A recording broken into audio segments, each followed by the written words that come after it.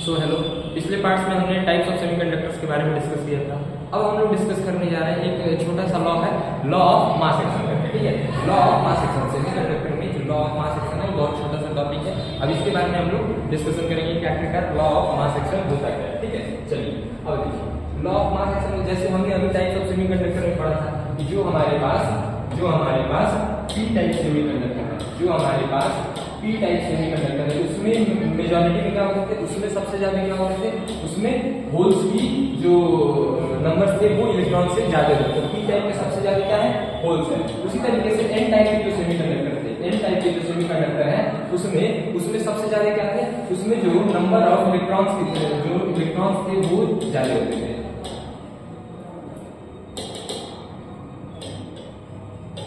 उसमें इलेक्ट्रॉन्स का नंबर क्या होता था, ज्यादा होता था। पी टाइप में क्या होता था, प्रोटॉन ज्यादा होते थे, सॉरी होल्स ज्यादा होते थे। और एन टाइप में क्या होता है, इलेक्ट्रॉन। इसको याद करने का बेसिक सा फंडा है। पी से क्या होता है, पी से पॉजिटिव चार्ज, तो पी टाइप में सबसे ज्यादा क्या होंगे, पॉजिटिव चार्ज यानी holes. N stand for negative, तो इलेक्ट्रॉन के पास कौन सा चार्ज होता है, नेगेटिव। तो एन टाइप की जगह पे क्या आ जाएंगे, इलेक्ट्रॉन। तो इसमें कंफ्यूज नहीं होना है, हम लोगों को बस इतना पता है पी से पॉजिटिव तो इसलिए होल्स, एन से नेगेटिव इसलिए इलेक्ट्रॉन। हाँ या ना, इसमें से कोई दिक्कत। अच्छा, अब मूविंग फॉरवर्ड की लॉ ऑफ मास एक्शन होता है। ठीक है, लॉ ऑफ मास एक्शन होता है। अच्छा, इस लॉ ऑफ जो मास एक्शन होता है ना, वो क्या कहता है कि थर्मल इक्विलिब्रियम पे जो नंबर ऑफ इलेक्ट्रॉन्स और जो नंबर ऑफ होल्स होते हैं उनका प्रोडक्ट क्या होता है, ऑलवेज कांस्टेंट होता है। तो क्या बोला मैंने, at a constant temperature, at thermal equilibrium,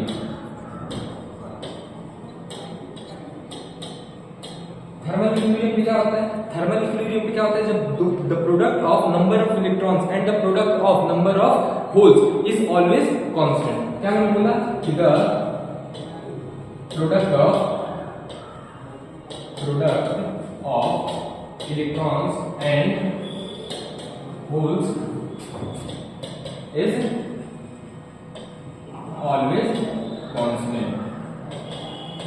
ठीक है, कोई दिक्कत।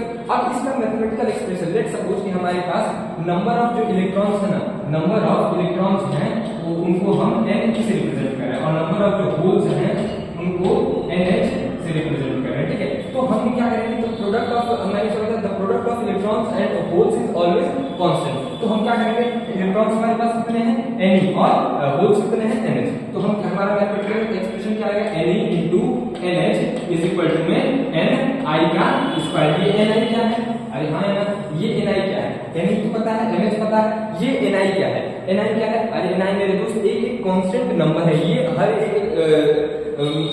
एक एलिमेंट के लिए क्या होगा, वेरी करता रहेगा। जैसे हम लोग क्या बताओ कि जैसे मान लो सिलिकॉन है, सिलिकॉन के लिए क्या होता है, सिलिकॉन होता है जो सिलिकॉन के लिए एन आई होता है कितना होता है, सिलिकॉन के लिए एन आई होता है 1.5 into 10 to the power 10 पर सेंटीमीटर क्यूब। रूम टेम्परेचर पे थर्मल इक्विलिब्रियम पे जो सिलिकॉन होता है उसका एनर्जी कितना होता है, 1.5 into 10 to the power 10 पर सेंटीमीटर क्यूब। हाँ ना, अच्छा, इसको आपको याद करने की जरूरत नहीं है, ये बस एक ऐसे एग्जांपल लिए आप लोग इसको समझ सकते हैं। अब जैसे मान लो क्वेश्चन इसके ऊपर कैसे बनेंगे, क्वेश्चन में ये पता रहेगा एन आई हमको दे दिया रहेगा, वो एनएच दे दिया रहेगा, या इन दोनों में से कोई एक दे देगा और बोलेगा कि होल्स पता करो। इलेक्ट्रॉन दिया रहेगा तो होल्स पता करना है, होल्स दिया रहेगा तो नंबर ऑफ इलेक्ट्रॉन्स पता करना है। तो अगर हमको नंबर ऑफ इलेक्ट्रॉन्स पता करना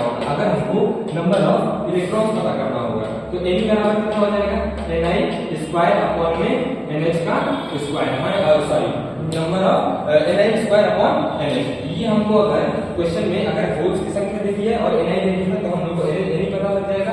और अगर नंबर ऑफ होल्स निकालना है तो क्या हो जाएगा, एन आई स्क्वायर अपॉन में एन ई। सिंपली अगर होल्स निकालना है तो इस तरीके से हम लोग याद कर सकते हैं। तो बेसिकली आप ये इक्वेशन याद करिए, ये इक्वेशन याद करेंगे आप लोग तो आपको आराम से लॉ ऑफ मास एक्शन के सवाल बन जाएंगे। ठीक है, इसके बाद आगे बढ़ते हैं।